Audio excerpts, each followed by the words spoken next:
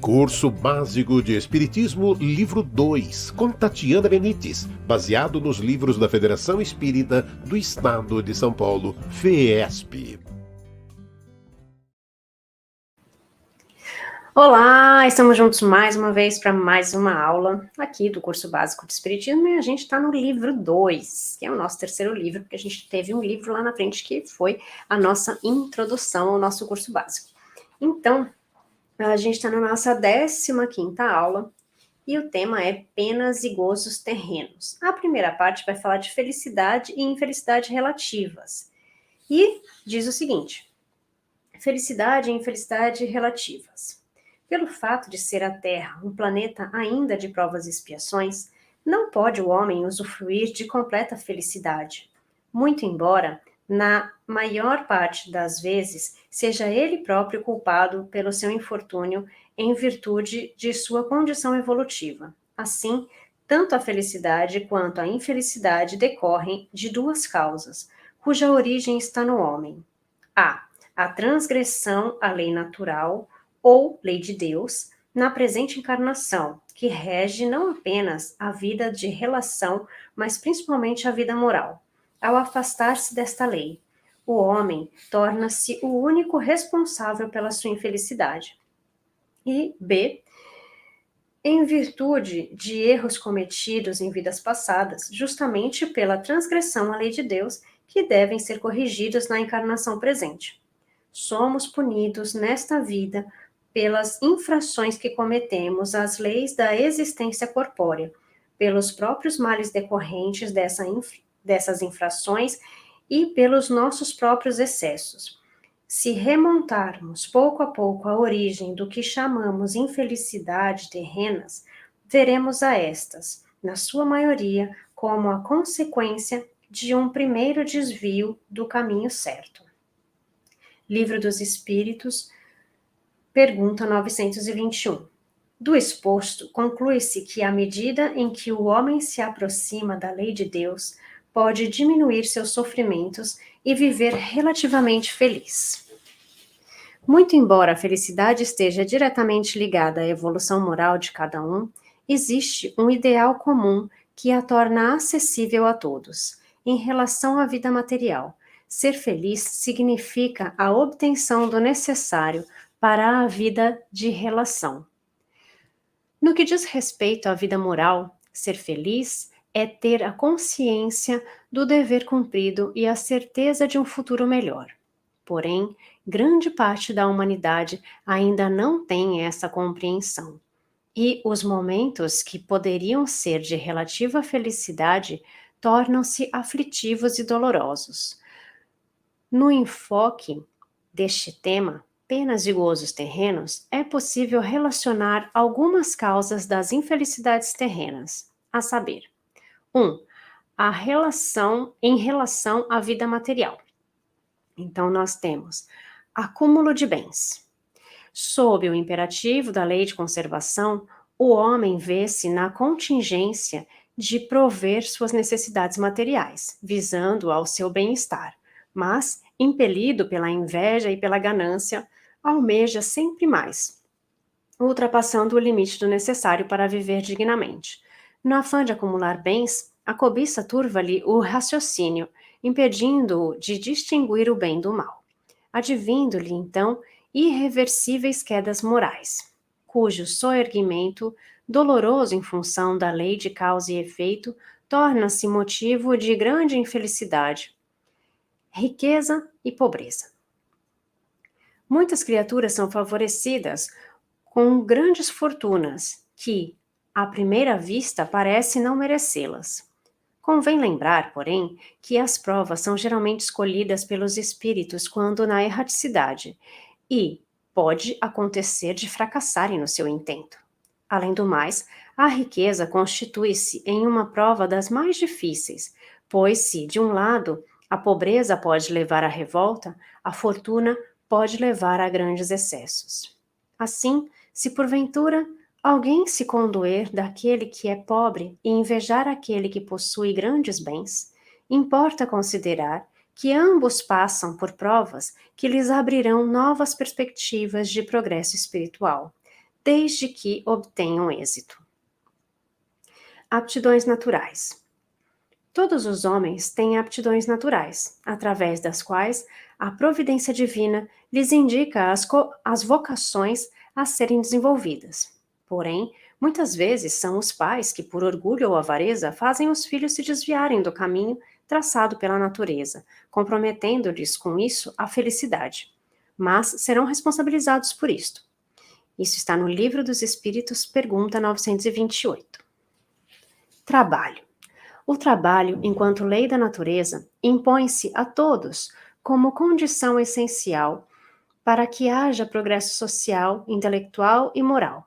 Mas, se o homem puder desenvolvê-lo segundo sua aptidão natural para esta ou aquela atividade, certamente será feliz, seja um trabalho humilde ou um superior. Quando ele colocar de lado o preconceito social e seu orgulho ferido, saberá então organizar uma sociedade fundamentada na lei de amor, justiça e caridade, e, portanto, nos ensinamentos de Jesus. Então, jamais lhe faltará trabalho, porque sempre encontrará uma ocupação que o ajudará a viver dignamente. Ninguém perecerá por falta de condições básicas à própria vida, excetuando-se aqueles que passam privações por própria culpa. Diferenças sociais.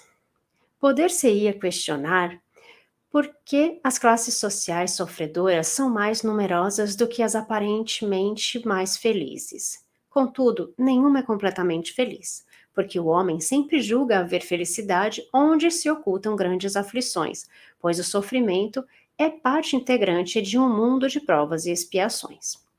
Felicidade e infelicidade relativas. Muito embora a necessidade seja sempre relativa às posses materiais de cada um, pode-se concluir que o mais rico é aquele que sente menos necessidades próprias, ou seja, o que se conforma em viver dentro de seus recursos, sem se deixar levar pelas necessidades artificiais criadas pelo mundo contemporâneo. Portanto, o homem que sabe viver dentro dos limites de suas necessidades, sem desejar o que não está ao alcance de suas possibilidades, livra-se de muitos sofrimentos e decepções. Consequentemente, será mais feliz. E é sob esse aspecto que se deve entender a questão da relatividade, quanto à felicidade ou à infelicidade terrenas. 2. Em relação à vida moral. Paixões. Se por um lado o homem é causador dos seus sofrimentos materiais ao desejar sempre mais posses, por outro, é também causador dos seus sofrimentos morais, que por vezes independem de sua vontade. O orgulho ferido, a ambição desmedida, a avareza, a inveja, o ciúme, enfim, todas as paixões que desaguam em grandes dores, tirando-lhe os momentos de felicidade que poderia usufruir na presente encarnação. Más influências. Um fator determinante do qual decorre a felicidade ou infelicidade é a influência que espíritos de má índole podem exercer sobre os bons. Isto ocorre porque estes, na maioria das vezes, aparentam fraqueza, deixando-se dominar, ao passo que os maus geralmente são persistentes, astutos e intrigantes. Mas, à medida que os bons deixarem de ser fracos e tímidos, e seus sentimentos de fraternidade e solidariedade sobrepujarem a má índole de seus semelhantes, o bem tornar-se-á extensível a todos, e a tão almejada felicidade estará mais ao alcance do homem. Do exposto acima, deduz-se que o conceito de felicidade para o homem, na sua atual condição evolutiva, está na satisfação dos prazeres materiais, e que toda a infelicidade se resume a partir do momento em que não os pode satisfazer. Por isso, as sociedades nativas que ainda não se incorporaram às conquistas do mundo moderno são mais felizes, porque estão isentas da cobiça e da ganância, em possuir características dos homens civilizados. No estado de civilização, o homem pondera a sua infelicidade, a analisa e, por isso, é mais afetado por ela. Mas pode também ponderar e analisar os seus meios de consolação. Esta consolação ele a encontra no sentimento cristão, que lhe dá a esperança de um futuro melhor, e no Espiritismo, que lhe dá a certeza do futuro. Isso está no Livro dos Espíritos, pergunta 933. Quando o homem tiver a compreensão da transitoriedade da vida terrena e souber pautar sua vida dentro dos limites do necessário que a natureza lhe concede, quando souber apreender o alcance social e moral da lei de justiça, amor e caridade, quando conseguir analisar as penas e usufruir os gozos que lhe cabem por dever, direito e conquista, sentir-se-á mais feliz, pois aceitará os sofrimentos com resignação e conhecimento de causa, tomando-os por conta de meros transtornos passageiros.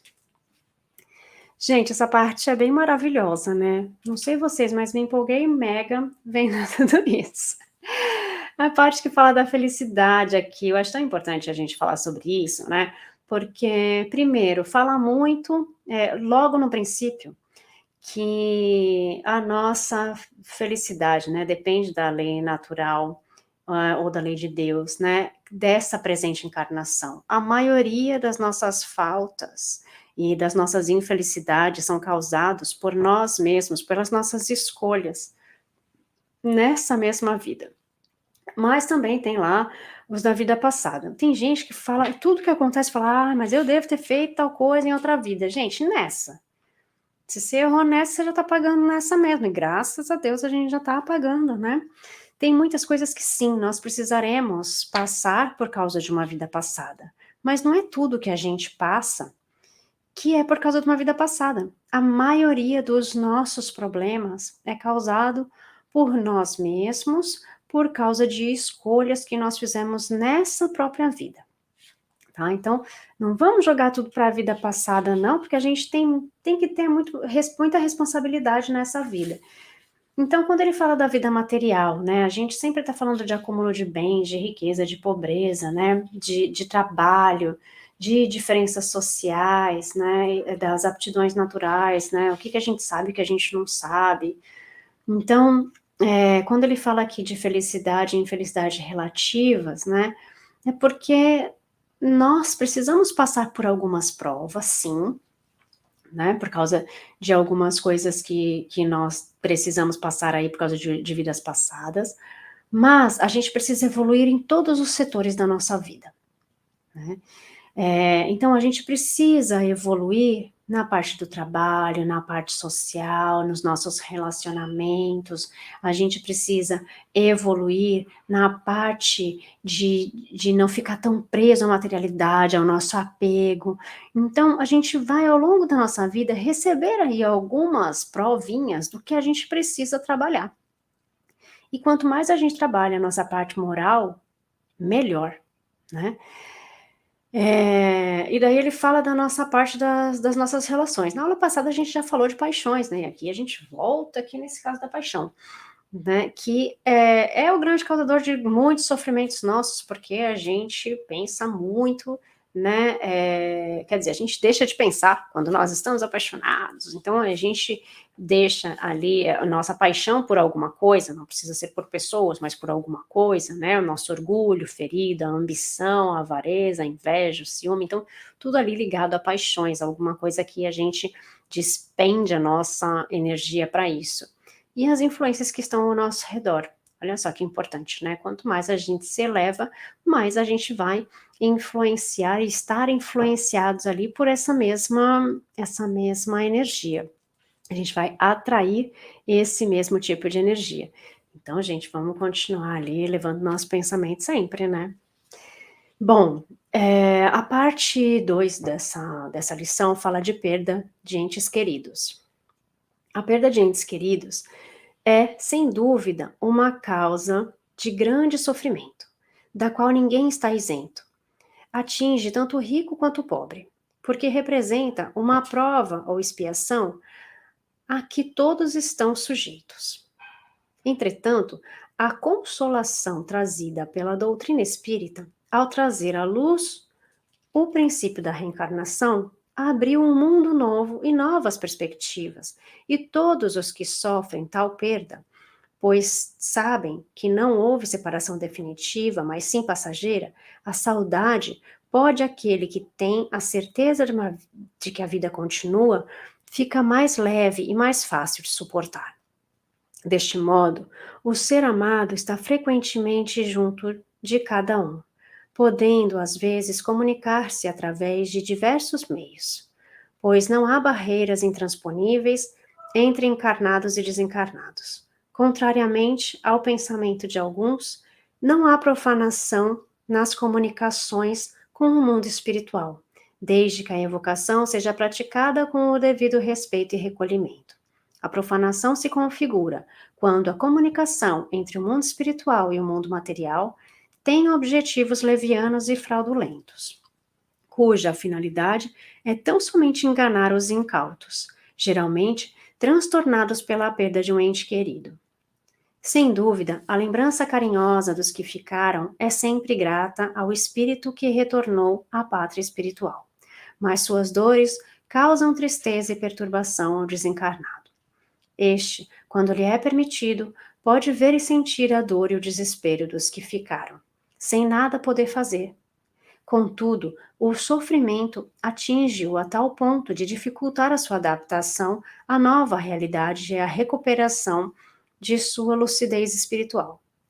A doutrina espírita, pelas provas patentes que nos dá quanto à vida futura, há presença ao nosso redor dos seres aos quais amamos, a continuidade da sua afeição e da sua solicitude, pelas relações que nos permite entreter com eles. Nos oferece uma suprema consolação numa das causas mais legítimas de dor. Com o Espiritismo não há mais solidão, não há mais abandono. O mais isolado dos homens tem sempre amigos ao seu redor, com os quais pode comunicar-se. Livro dos Espíritos, pergunta 936. Bom, todos nós sabemos que a perda de entes queridos é uma parte difícil para todos nós. Mesmo para nós que compreendemos que a vida continua, nós vamos sofrer essa ruptura, nós vamos nos entristecer, nós podemos chorar por essas mortes, sim, né? Porque é uma morte do corpo e não a morte do espírito. Por mais que a gente entenda isso, né? A gente também vai sofrer essa ruptura, né? Mas, tendo esse entendimento, a gente consegue compreender melhor e talvez aceitar mais rápido esse desprendimento terreno. Então, isso é o que pode nos consolar e consolar aqueles que estão passando por esse momento, tá? Então, é algo que quanto mais nós estudarmos, nós estaremos nos preparando para que, se isso acontece conosco, nós perdemos alguém querido nessa terra, nós sabemos que nós vamos nos reencontrar ou ter essa energia próxima de nós num outro plano. Na terceira parte do nosso estudo, os tormentos voluntários e a infelicidade real. A vida de qualquer um não consiste na abundância do que possui. Isso diz Lucas, capítulo 12, versículo 15. Os tormentos voluntários.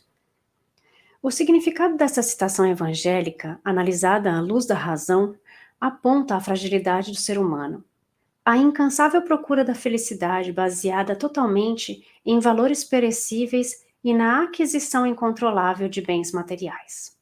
Paradoxalmente, é justamente na busca desta felicidade fictícia que se encontra a origem de seus sofrimentos. Assim, tormentos são as aflições, as angústias e privações que o homem atrai para si, espontaneamente, em razão da sua vivência totalmente voltada para os valores transitórios da vida terrena. Voluntários, pois são dores desnecessárias, que nem sempre significam reajustes de erros cometidos em vidas passadas, mas apenas representam as consequências de uma busca infrutífera, porque realizada em terreno impróprio. Em um mundo de provas e expiações, ser feliz ou infeliz é um estado interior que depende exclusivamente de valores morais. E, portanto, o homem pode, mesmo na Terra, usufruir de uma relativa felicidade, desde que saiba procurá-la, vivenciando a justiça, o amor e a caridade, para com seu semelhante.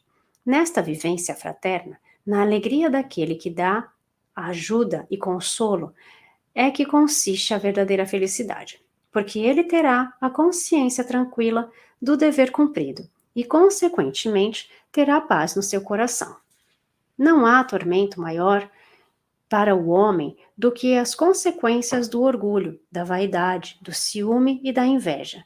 Sob o domínio dessas imperfeições, ele não se conforma em ver seu semelhante prosperar, ser bem-sucedido na vida, desfrutar de relativa prosperidade, enquanto ele próprio vive em situação de inferioridade ou de forma aflitiva.